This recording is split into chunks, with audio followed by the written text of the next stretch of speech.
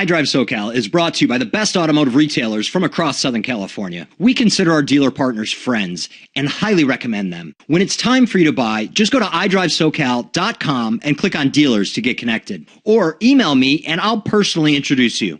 Tom at iDriveSoCal.com. That's Tom, T-O-M, at the letter I, drive like drive a car, SoCal like Southern California.com. Tom at iDriveSoCal.com. Now, on with the podcast.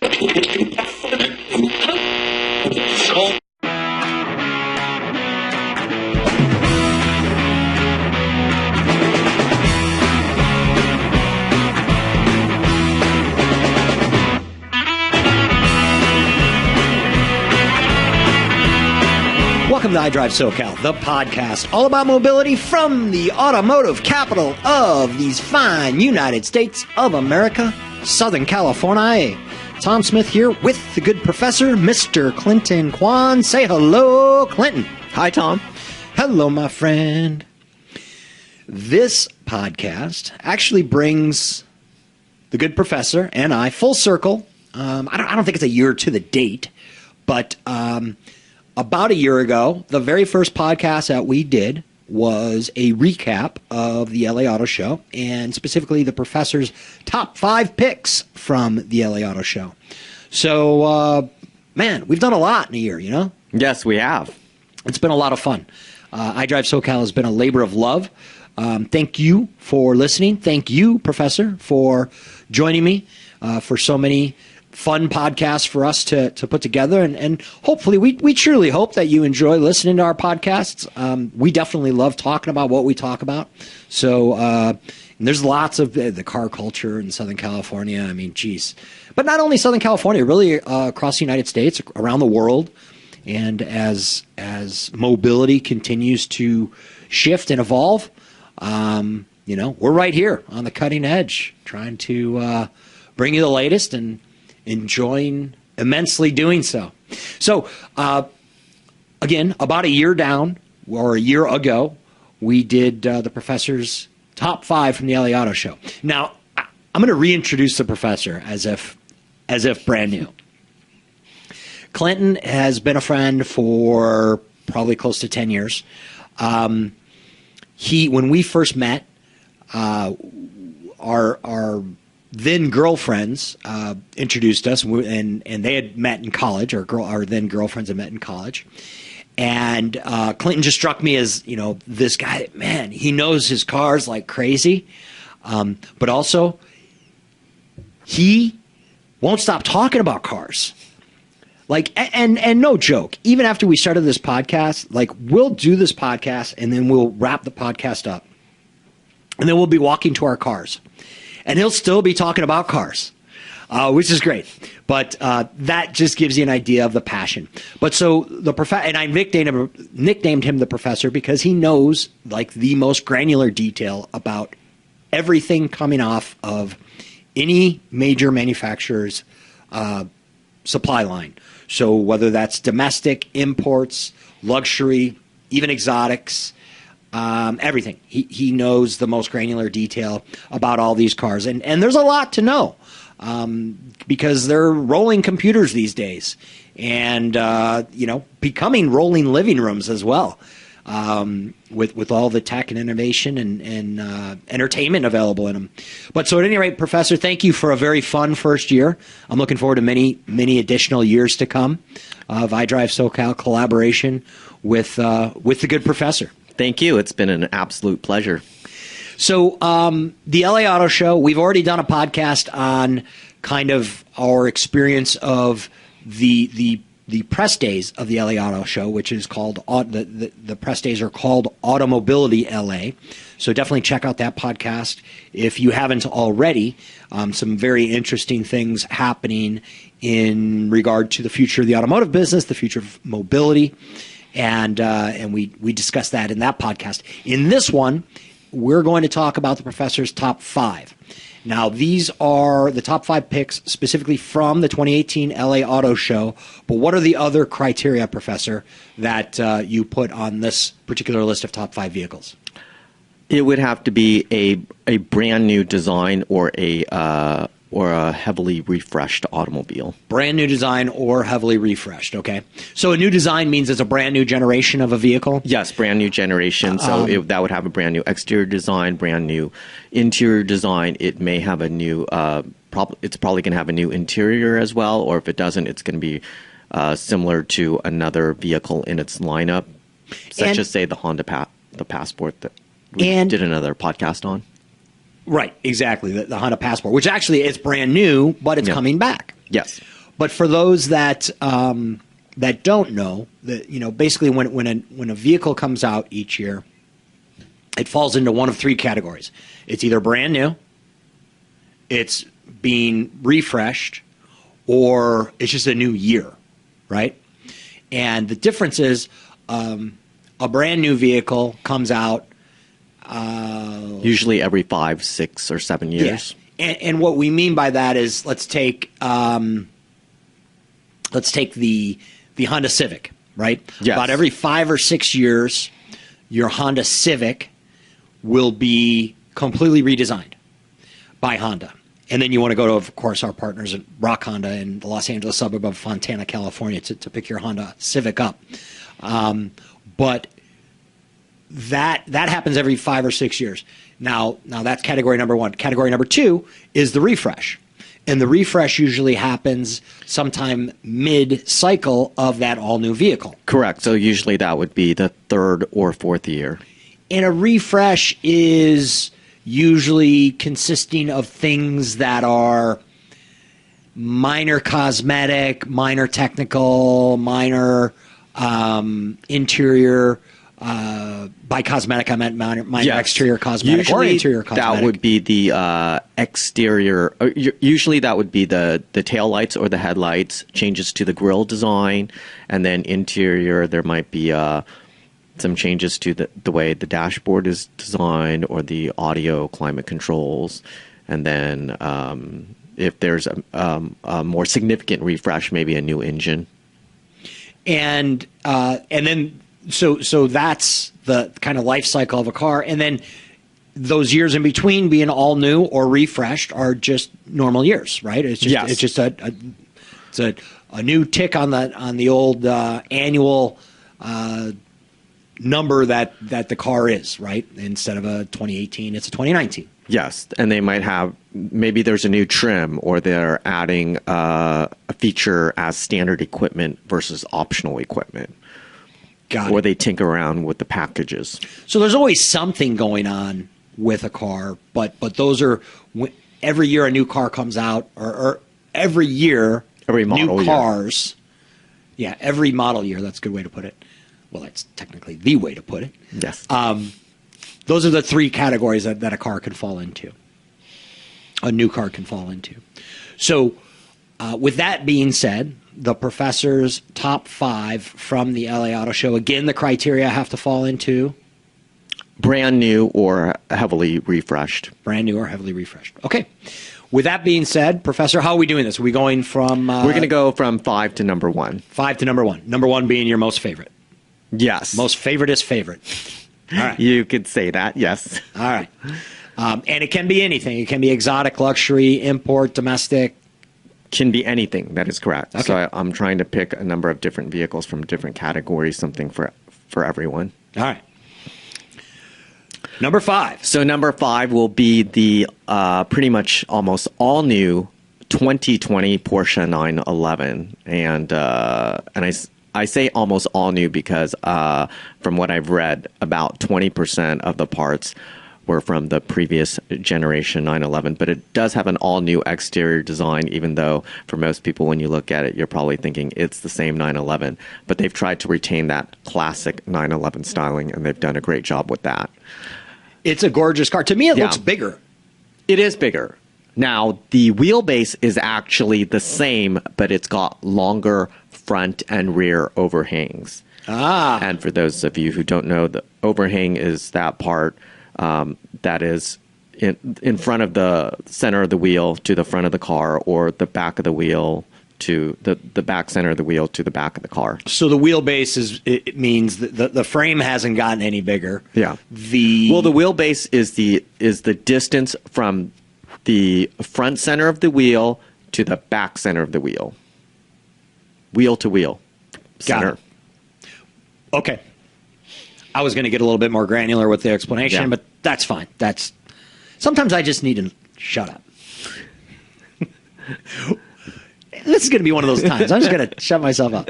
Okay, so the number 5 is the 2020 911 by Porsche, almost all new. Yes, and what they unveiled at the auto show is the Carrera S. So it's not the base model. The specifications for the base, which will be the Carrera, have not been announced yet. Okay.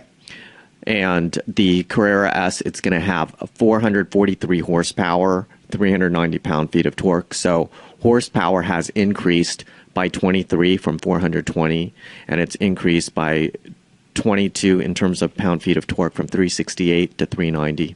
The base price is approximately $113,000 for the S. Nice. So well within pretty much everybody's price range for casual everyday driver. Yes. Actually, that's so affordable that I might just buy one of those. It's kind of just sit in the garage and take it out from time to time. And remember, that's the base price. So usually with Porsches, you can add another $20,000 to $30,000 in options. Yeah. Well, nevertheless, and we have to thank the Porsche folks for a fantastic lunch that we got to enjoy. The last day of the Automobility LA press days. Yummy, good stuff. Really good stuff. Nicely done. Lunch and breakfast. Well, you had breakfast. I had lunch. I had both.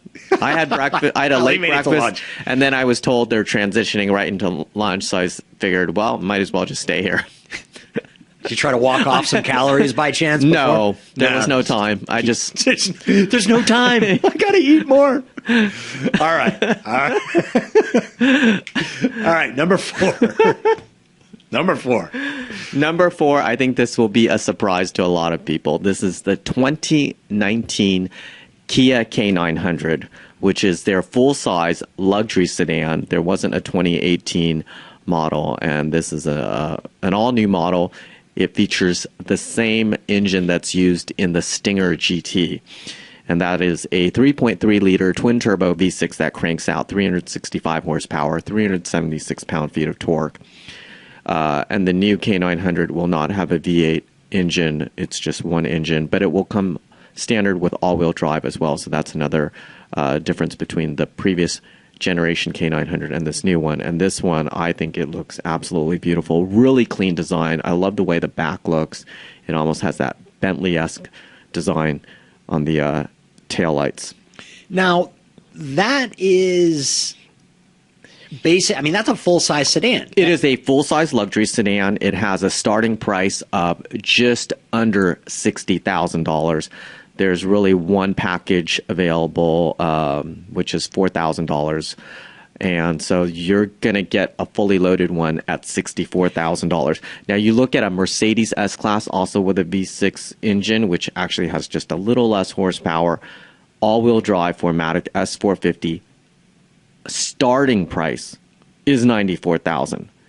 So that's $30,000 more for a base S-Class. So, and that's exactly where I wanted to go. So this vehicle, the K900, you're in Mercedes S-Class range. You're in BMW 7 Series range. 7 Series. You're in Lexus LS range. Yes. Direct competitors, yes. And it's a Kia. And now I'm a value buyer. Yeah. Totally a value buyer. Same underpinning as the Genesis, which is also part of the Hyundai Kia family. And right. Genesis is a separate luxury brand under Hyundai. Now, why didn't they have this in 2018? They had it previous, right? What years did they have 2017. So it was just 2017 was the first year? 2017 was first year. Yes, that is correct. Now Kia... Sometimes when manufacturers transition from one generation to the next generation, they skip a model year. So they didn't have a 2018 at all? Correct, yes. So that a dealer had a 2017 laying around, probably they could still sell you in 2018? Yes, okay. And you'd probably get a great deal on that. Yeah. Well, this is going to be an interesting one because it's one of those things where you're getting a lot of car for the money. Yeah. Yeah. But you're getting it from Kia. Yes. Right? Yes, correct.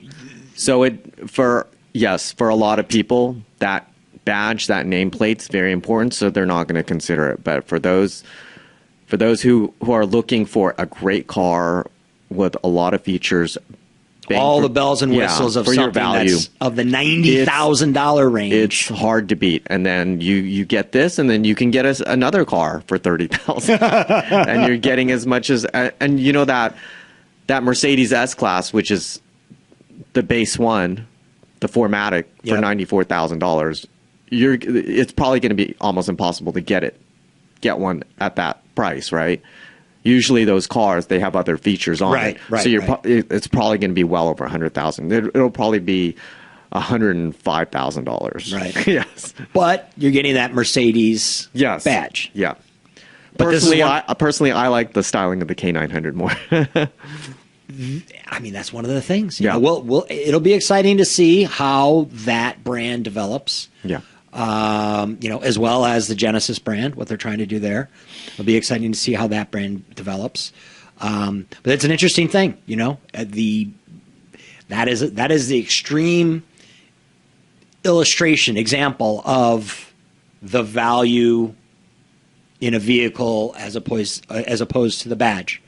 It'd be interesting to do some a little bit of research and have some chats with the buyer who, hey, can easily go the $100,000+ Mercedes S-Class route, or go with the K900 as opposed, and sit down and hear what the decision-making process. I think they're also targeting people who may be who are also looking at a mid-size luxury car with a true luxury badge, such as a Mercedes or a BMW. So you could get a 5 Series or an E-Class for that price, right? Yep.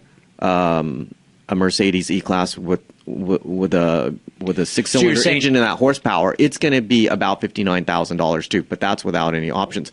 So, do you want a mid-size luxury sedan, or do you want a full-size? Or Kia? You could move up to a full-size, and it would pretty much be fully loaded. So you would still be paying more for an E-Class Mercedes if you got that fully loaded. Now, and you're getting a bigger car. Kia. Now, I've heard Kia compared. Well, this is before Genesis, though.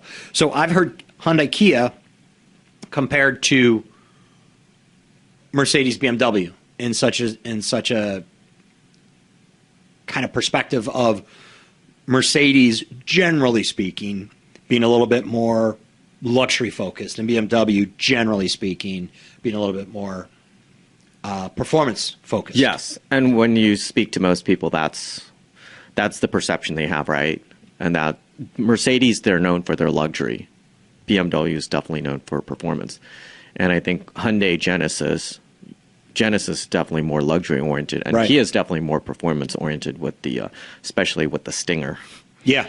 And Professor loves his Stinger. And as you know, that's one of my very favorite cars, and that's the same engine they're using in the K900, and that's also the same engine in the brand new Genesis G70 sports sedan, which was just named Motor Trend's Car of the Year. Well, there you go. Ding, ding, ding, Motor Trend. And that is a direct competitor to the BMW 3 Series, the Mercedes C-Class, and the Audi A4. There you go. Yep. Okay, so number 5, 2020 911, almost all new. Number 4, 2019 Kia 900, all new. What's number 3, Professor? Number 3 will be the 2019 Honda Passport. 2019 Honda Passport. Hey, all right.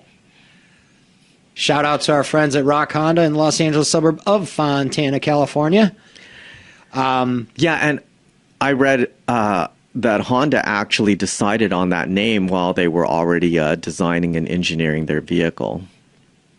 So that was in the process. They didn't design it at the very beginning. I mean, hey, they realized that they needed something in between the Pilot and the CR-V. Yes. And there's already a cachet that is, with the Passport, as they used the name a long time ago. Yeah. And it makes sense, too, because now, as we did the podcast, if you haven't heard that podcast, the professor and I did a review, not a review, but a preview of the 2019 Honda Passport. But as we pointed out in that one, the Passport's been gone off the production line for 10 plus years, 15 years, whatever it is. But when the Passport was in production years ago, it was off-road capable, off-road ready. And now, with the reintroduction of the Passport, this vehicle, Honda has also designed to be off-road ready, off-road capable. Yes. And they wanted to give it that rugged look that a lot of people want even though it is a crossover, they want the rugged look of a true SUV. Right. Yes. Right. And also because for a lot of people, the CR-V may be too small and then the Pilot's too big. So the Passport, it would really be the ideal size for them. And there's so many other vehicles in this segment as well. So Honda realized they really needed something to compete against Chevy with the new Blazer, Ford with the Edge, Nissan with the Murano, Jeep with the Grand Cherokee. So this is a true direct competitor. All right. So number 3 is the 2019 Honda Passport. 4 is the 2019 Kia K900. 5 is the 2020 Porsche 911. What do we have for number 2? Number 2 is going to be the all-new 2019 Mazda 3, which comes available both as a hatchback and a sedan. And this is truly a premium compact. And there's really probably nothing else quite like it in its class. Very stylish design. Love the curves on the car. It's just a great-looking car. It's going to have initially the same 2.5-liter engine that was found in the previous Mazda 3, which pumped out 184 horsepower and 185 pound-feet of torque. But later on in 2019, they're going to have a more advanced engine, which will be probably even more fuel efficient. The other big news on the Mazda 3 is that it will be available in all-wheel drive as well. Interesting. Now, something that I didn't realize till you mentioned it, I don't know, in the last couple of months, Mazda makes nothing but 4-cylinder engines. That is absolutely correct. Yes, everything is either a naturally aspirated 4-cylinder or a turbocharged. So if you look at their entire lineup of vehicles, they're actually the most fuel-efficient automaker, even though they don't have any hybrids or electric. That's what I was just going to point out. Entire lineup, It's which is very, very impressive, and a lot of people don't realize that. Now, but then you look at a CX-9, Yes. right? Or a... And that's one of my very favorite. I would call that a full-size crossover 3-row. It's a big crossover. So that's a big crossover, but that is another testament to Mazda's tech, that they have a 3-row crossover SUV, big vehicle, Yes. that's being powered by a 4-cylinder. 4-cylinder. It's a 2.5-liter inline-4 that pumps out 250 horsepower on premium fuel and 310 pound-feet of torque. That's a lot of torque. For a 4-cylinder. Now, turbo. that's the CX-9. That's not the Professor's number 2. The Professor's number 2, top 5 from the LA Auto Show, is the 2019 Mazda 3, which comes in a hatchback or sedan. And what is the horsepower and torque on that? They haven't announced it yet, but Okay. it will feature a 2.5-liter inline-4. Speculation is that the horsepower and torque should be the same, or if it's not the same, it will be very similar to the current generation, which I mentioned is 184 horsepower and 185 pound-feet of torque. That brings us to number 1. So before we get to number 1, real quick recap. Number 5, and these are Professor's top 5 picks from the LA Auto Show. We have number 5, 2020 Porsche 911. Number 4, 2019 Kia K900. Number 3, 2019 Honda Passport. Number 2, 2019 Mazda 3. Number 1 from the LA Auto Show, as perceived, as viewed, as desired by the good professor, Mr. Clinton Quan, is... It's going to be the 2020 Lincoln Aviator. Shocker, right? My jaw dropped. Yeah. 2020 Lincoln Aviator. Did you see that? I did. It's a great looking crossover.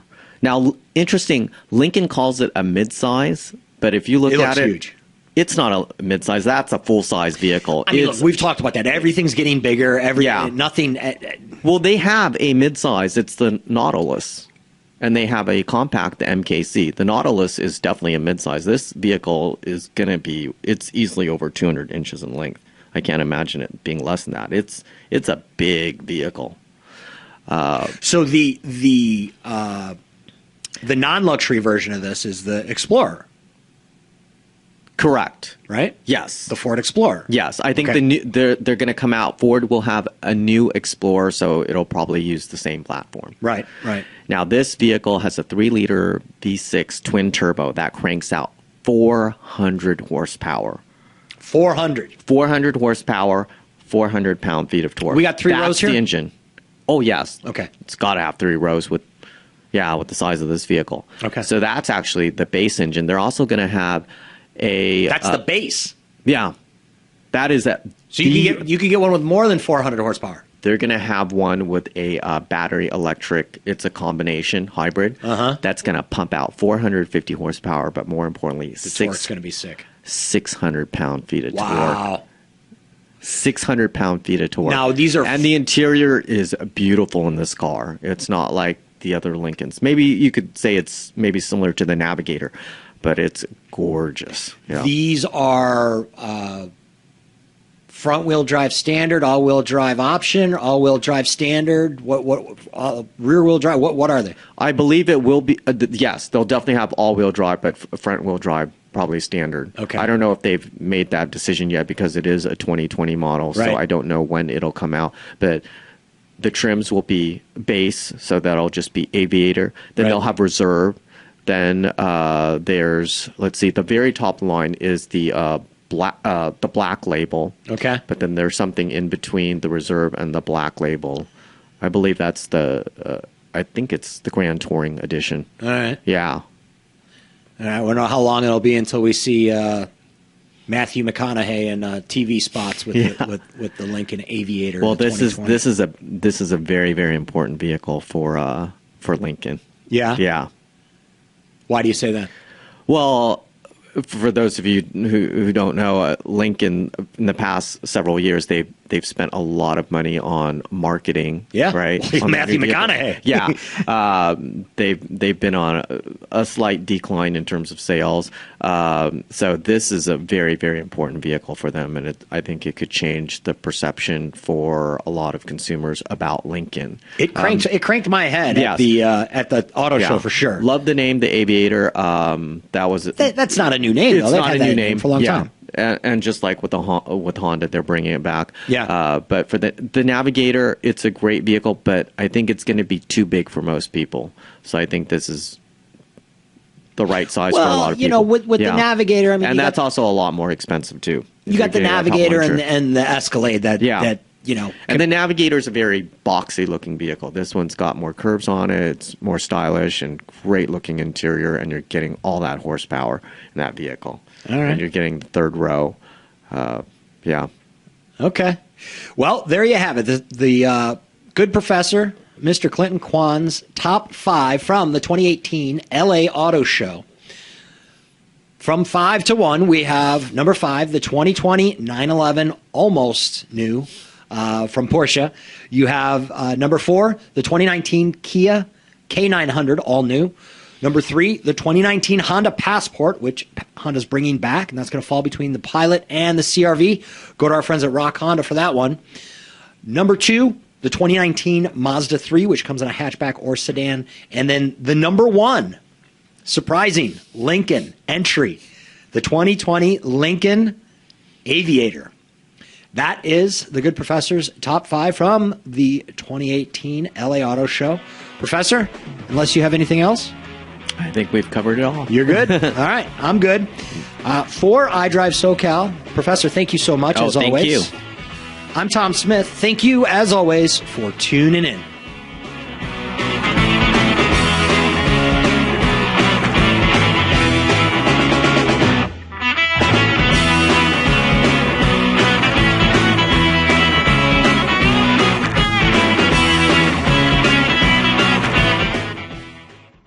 This episode was engineered and edited by Bobby Flores. Howdy. Still here, huh? That's cool, but this one's pretty much done. But we have tons of additional content at our website, iDriveSoCal.com. If you're not listening from there already, you should definitely check it out.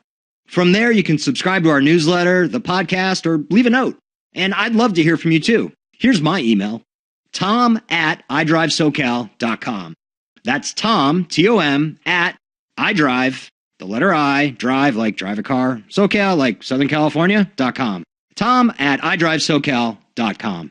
Thanks again for listening, and please reach out with whatever's on your mind.